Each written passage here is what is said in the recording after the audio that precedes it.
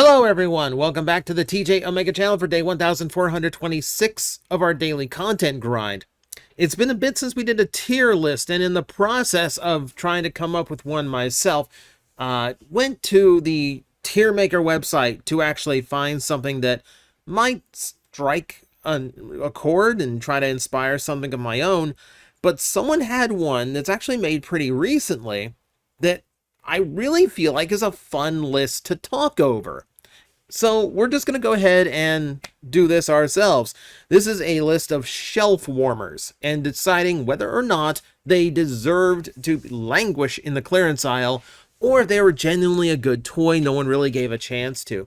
So that is what we get to discuss today. And if you happen to be watching, thank you to whoever put this template together. And it's a very, very cool idea. There are a lot on this, so we are going to very quickly gloss over a lot of these for the sake of time. I'm going to try to talk out as few as possible. We start with G1 Top Spin. Given what G1 toys were, I would probably put this mid. There were far simpler toys, you know, like the fact that it auto-morphed, I thought was actually a cool little gimmick. If you equate it to, like, jump starters, equate it to things like, oh, I don't know, I'm blanking on names already.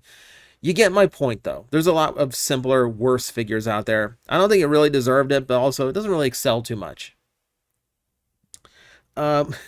Transketo, we talked about on Plastic Addict. It's not a great toy, but I don't think it necessarily deserved it as much.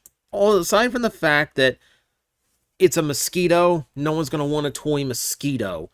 But I thought it was ambitious for Beast Wars, and I thought a lot of it was actually accomplished pretty well. So I give it a little bit more credit, but I do think a mosquito toy in general is just a bad idea. Okay, Inferno. Inferno genuinely did not deserve it in the least. The Inferno toy is good. Like, okay, yeah, a big ant toy is not going to be a huge seller for a kid, but the toy itself was decent. The butt spinning gimmick was fun. I give it that. The toy has a few flaws, especially like if the legs get a little bit loose, you lose that whole toy. So no, that really didn't deserve the shelf warm. Like, okay, this is the one thing about this being not my list. I have to go on someone else's opinion of what a shelf warmer was.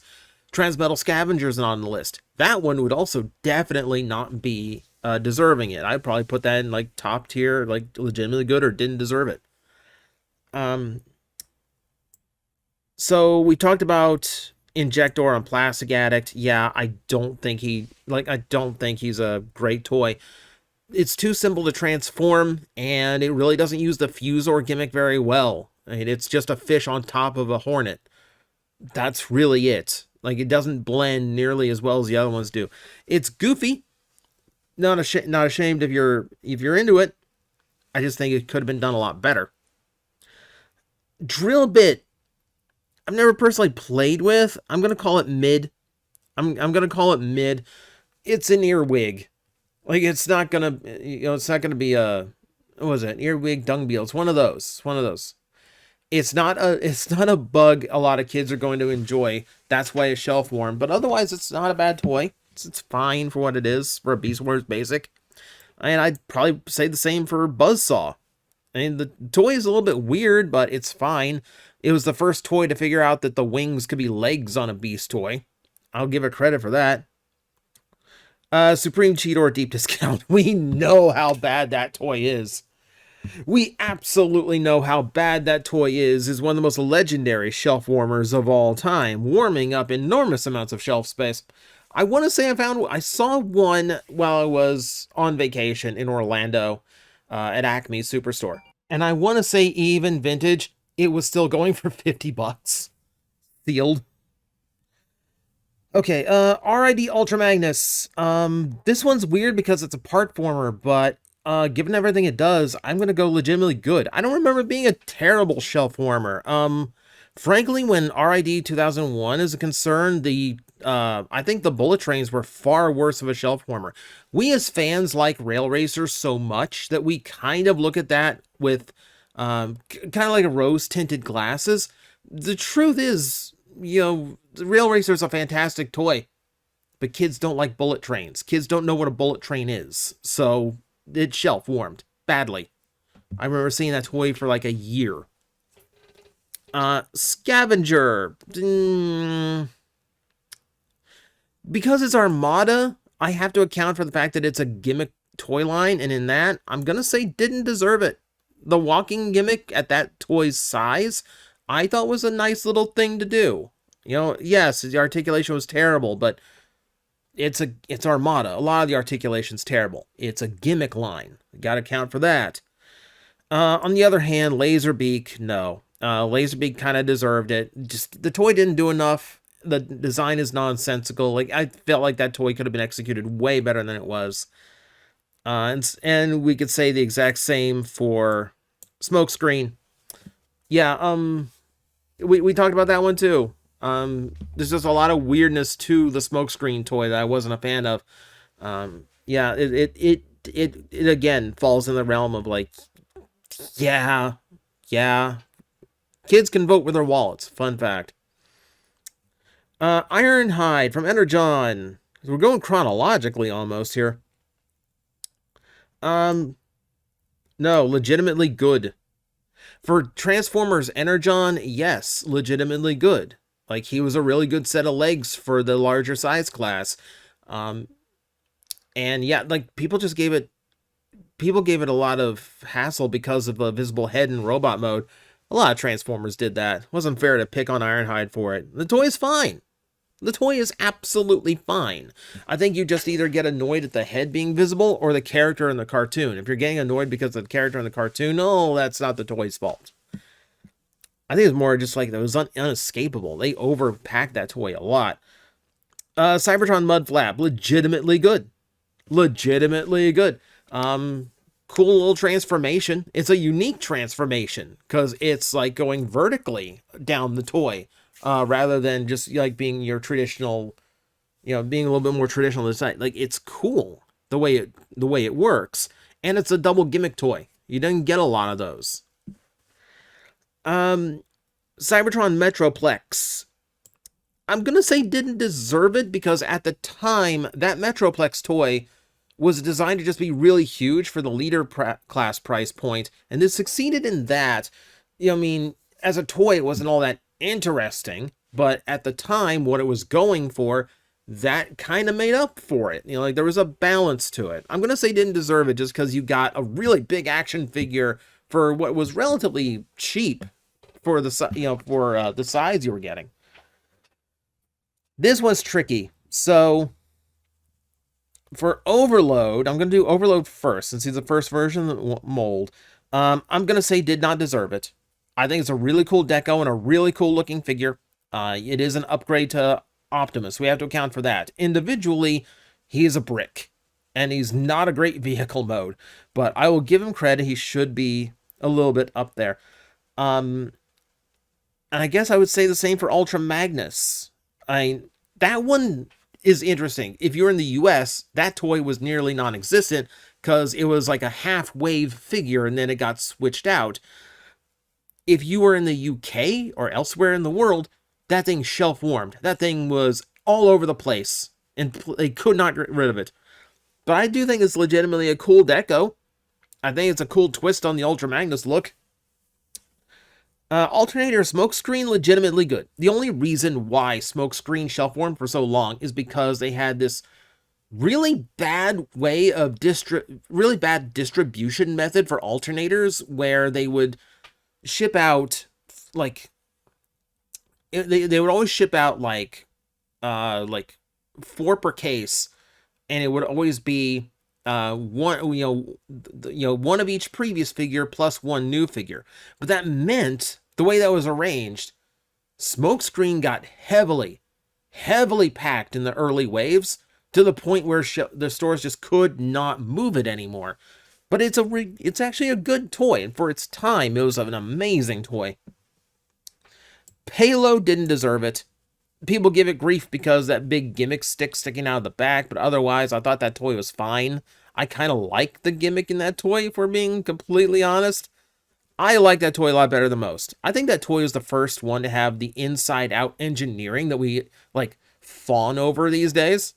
So, like, that's, like, an early precursor to that. Oh, this is the movie version of Mud Flap. The toy is still good. The toy is still good, but I am going to knock it down to didn't deserve it because I don't like that color scheme on that toy. I think that is a little bit off-putting. I get it, it's grapple homaged, but I don't know, it doesn't suit the mold. Doesn't suit the mold. Tuner Mudflap deep discount. Aside from the fact I really don't like the tuner colors on that toy is horrendously designed. It's a nightmare to transform for a deluxe, and I don't even think I ever managed to transform mine in a solid way. I thought it was always loose and floppy. Wheelie. I thought Deluxe Wheelie was fine.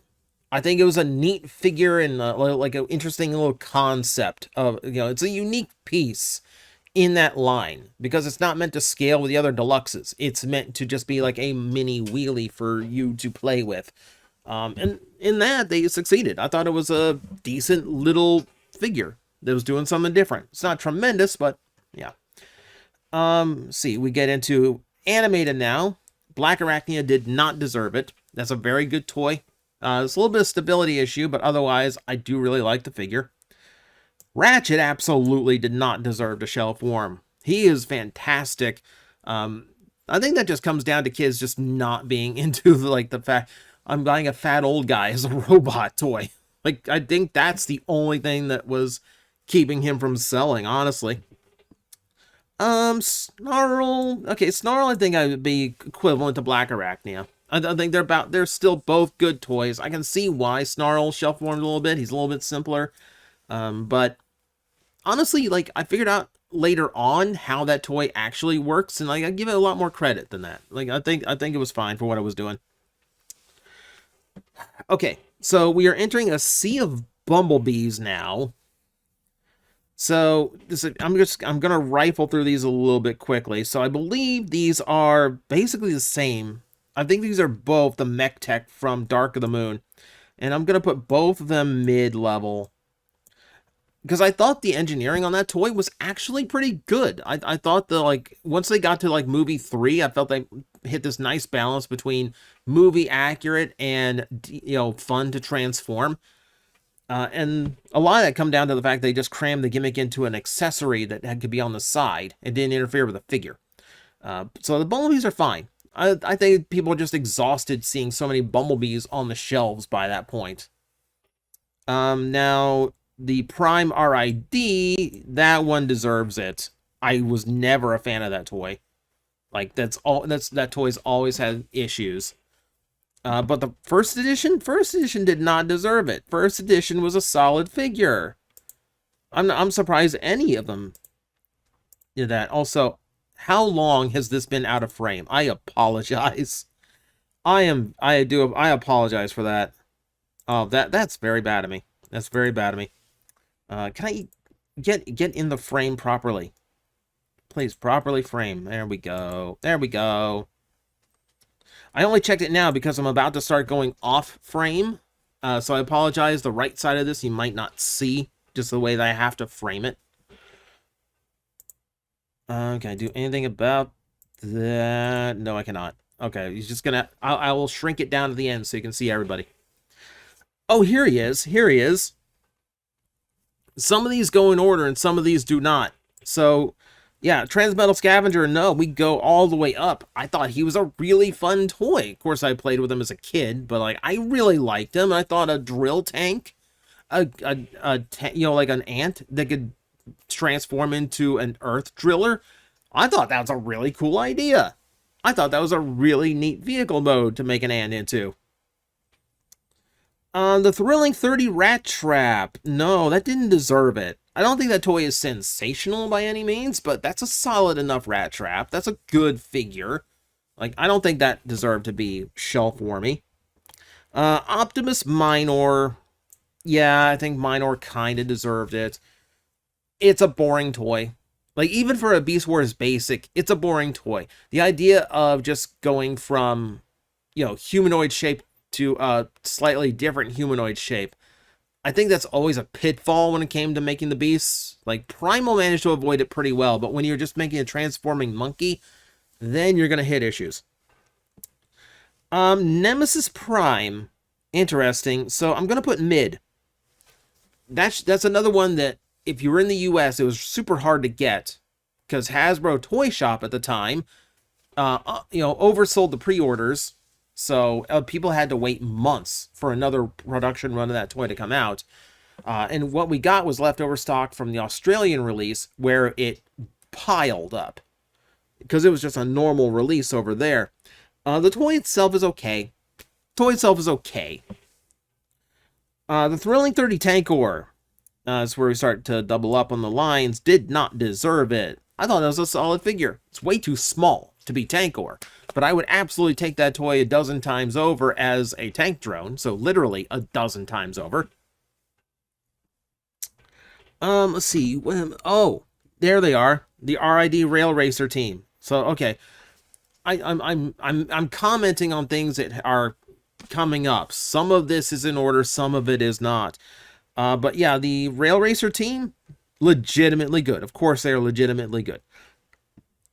Honestly, like, I'm looking at, like, we have a run here of Titans Return toys. Why? Oh, yeah. Okay, so Scourge and Blur are both going into didn't deserve it. I think both of those toys are pretty good. Blur is hurt by how bad his deco is. That's why he's shelf-warmed. Scourge, not even sure. Usually, like a troop builder, like a sweep, would get bought up in trios at the least. But no, still a good toy.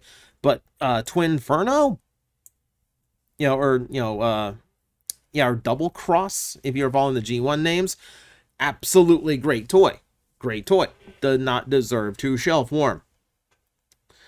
The Jazz, we kind of know why he's shelf warmed. I think cramming the combiner gimmick into him made him objectively worse than his previous release. Even though it did away with the door wings, I think the Reveal the Shield version was still like the definitive Jazz toy for a long time. And I think only this, only when the Studio Series mold for Jazz and it came out with opaque plastic, I think that's the only time you actually surpassed the Reveal the Shield. This just kind of fell in the middle. It's a very weird Jazz. The vehicle mode was wrong, etc. Kingdom RC is a deep discount toy. That one was not great at all. I hated the surfboard thing, which was just an excuse to dump off our vehicle kibble.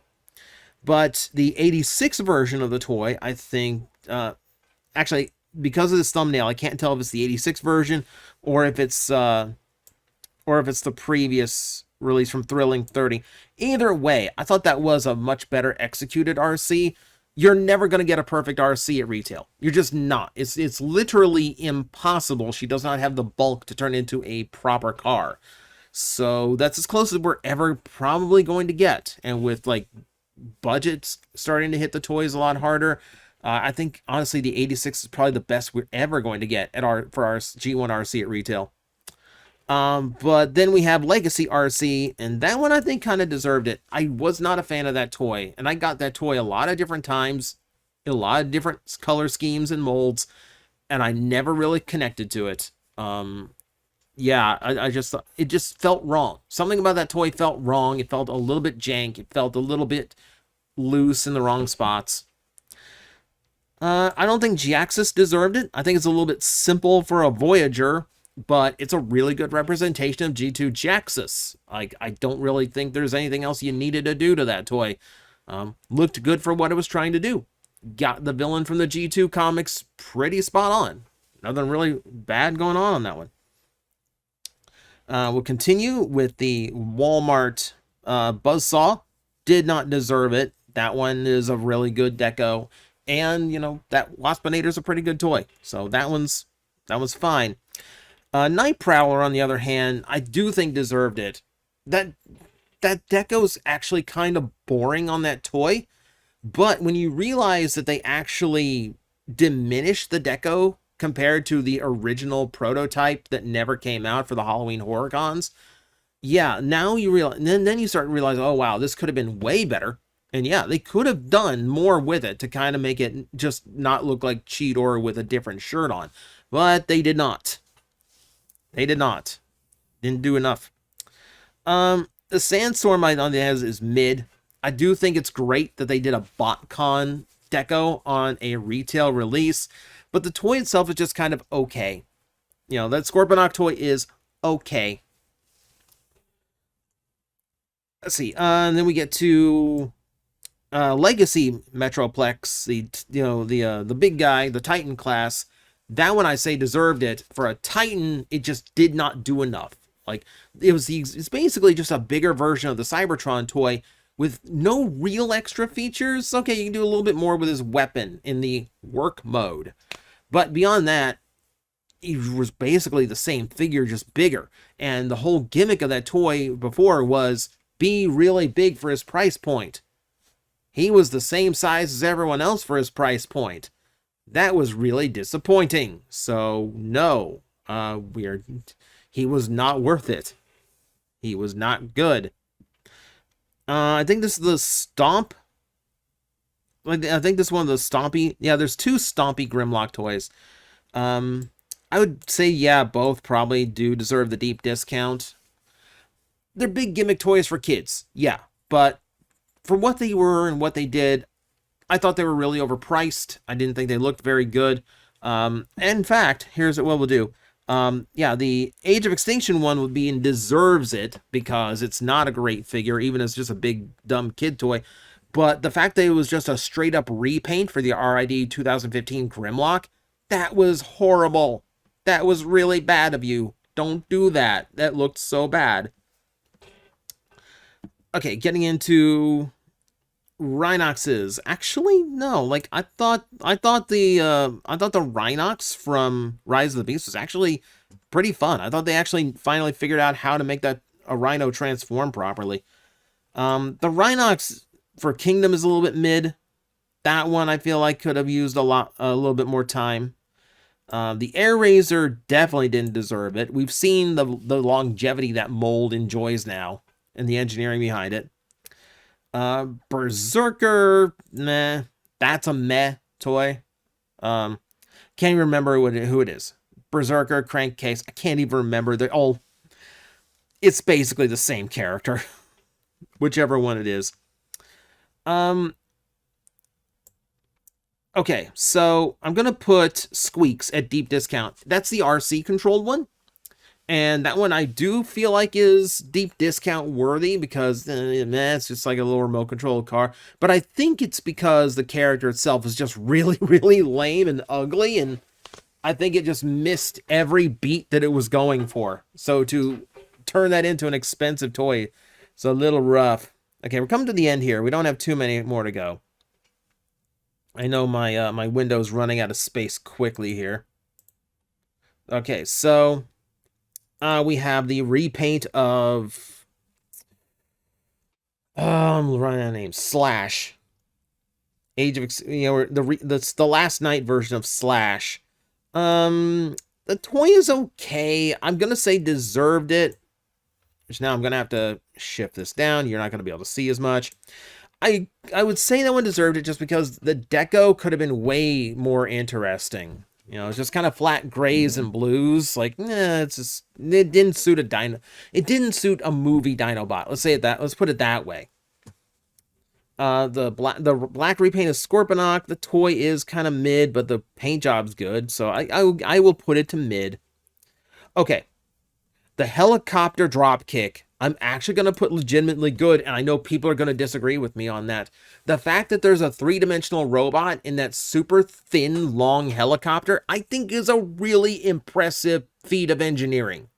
I think that toy gets way too hard of a time. It's based on his prototype. It's based on his early draft image, I think before they were even triple changers. But everyone gives it a hard time because it looks nothing like he does in the movie.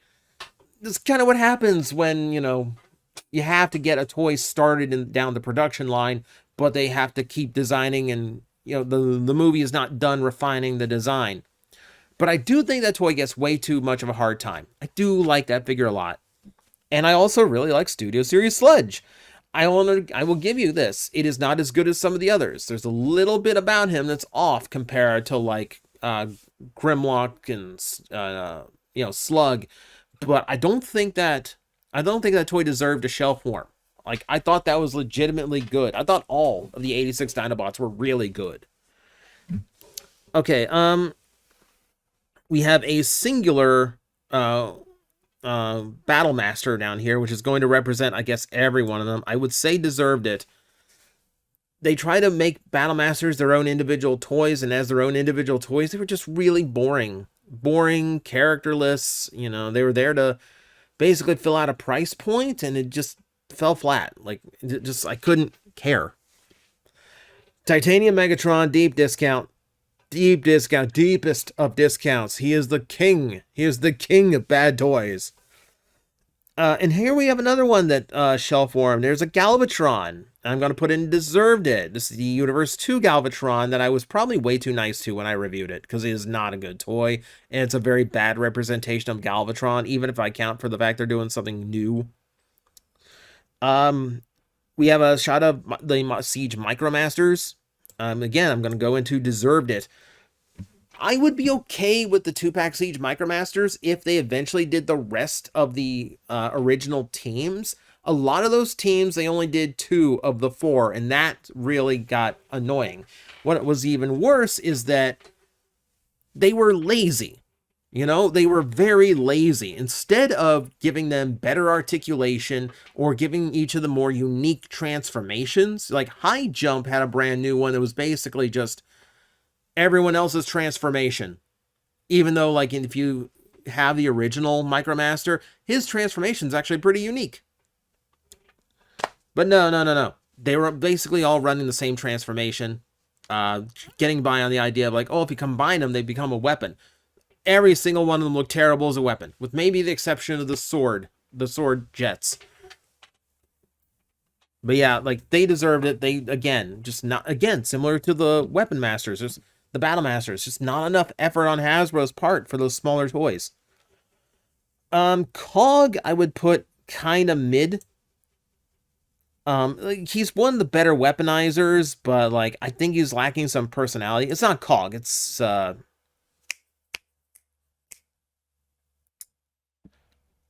oh, why is that escaping me? Oh, 6 Gun. It's 6 Gun. Jeez. Okay, Rewind. Rewind didn't deserve it. That's actually, for what it is, consider he's supposed to be a cassette guy, and they kind of did that. There's a blaster that fits him, so he's accomplishing that. He's got a little tank mode, so it can be his own individual toy. That's one of the things you need to do when doing the smaller characters that turn into weird things that don't make good toys. Give him that other form, make him a little bit more independent. Now you got something. And I would say the same of Stripes. I think Stripes just shelf warmed because no one knew who Stripes was, and can't blame you. That's a really deep cut for Hasbro to go with on a retail release. We have the... Oh, is this the Cyberverse? Like the Legends, like the larger scale Legends Prime, the one that could actually, like, I think this is the one that could actually combine with Jetfire. No, I'll say didn't deserve it, just based on the size he was going for. Like, I don't think that deserved. I think that's, again, just exhaustion. I think people are just exhausted buying Primes and Bumblebees. The Siege Shockwave. That one I would put kind of mid. I'm not huge on all the weird armor hanging off of him. It makes him a really cool looking capital ship, but I don't think it makes him a good robot, right? It's just, it I don't know. I don't think it suits him. Like, it's not proper super mode. It's just stuff hanging off a Shockwave. I feel like the execution isn't there. Okay, Combiner Wars Skywarp, the leader class. I'm going to say didn't deserve it because that mold's okay. That mold is decidedly okay. There's a little bit of deco error when it comes to that Skywarp. That holds it back a little bit. He doesn't match the other Seekers as a result. But the toy is fine. The toy is fine. It's a big Seeker. You know, I think that was the 4th run of that toy at that point. There's, again, why you saw a Shelfwarm. I'm going to count this for both of the twins. So both the Autobot and Decepticon clones. And, yeah, the mid. Actually, no. You know what? I'm going to go with didn't deserve it. The idea that 2 identical robots could transform into 2 different things, I think is a really cool trick. I think the Decepticon team, Pounce and Wingspan, pull it off better than their Autobot counterparts. But I think they're fine. I think they're fine. Coronation Starscream. Okay, I'm running out of room here. But yeah, I'm going to put up to legitimately good. I am in that minority that really likes that Earthrise Seeker mold. Don't get me wrong, I'm happy we're getting a very improved Voyager-class Seeker next year. But I thought that mold was fine. I really liked the everything it came with. The throne was cool. The coronation gear was cool. Like that double hinge for the cape so you could still articulate it even though it was hard plastic. I really like how that toy looks when it's all decoed up. It's nice. The Bumblebee and Spike 2-pack, that's definitely mid. I think that's just that's Shelfwarm because of overproduction. I think for what it was, for the price it was, it's fine. Like the price, it's fine. The cup. Okay, so this is the first run of cup with the odd colors. That one did Shelfwarm. So did the buzzworthy Bumblebee version, frankly. But I think the toy itself is okay. Here's what I would do. I would put this one to mid, because I'm really not a fan of the colors on this one. But if the buzzworthy version was on this list, that one I would put up to didn't deserve it.